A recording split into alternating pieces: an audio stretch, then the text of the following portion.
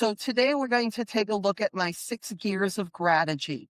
The first one is attitude, because that is really everything. That it's us and the way that we look at things and the way that we will look at the workplace. And we realize that things have changed and we are not going back to the good old days of 2019. Can't believe that was already 6 years ago. Holy guacamole that the world changed. Next is appreciation. And this is actually the personal practice of finding the good, how it rewires our brain and helps us to bring that person to the workplace. Then we take a look at access. This is not only access to you as leaders, but access to the tools and resources that employees need.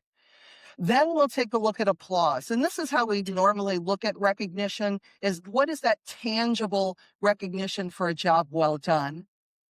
Acts of service is this is the why we do what we do. Why are you in this room? Why are you continuing to stay in this industry?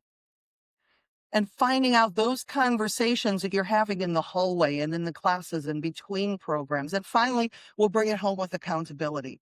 Because I want to make sure that when you go back to your office, to your facility, to wherever you're going on Monday, that you have some usable, implementable actions that you can start. So does that sound good?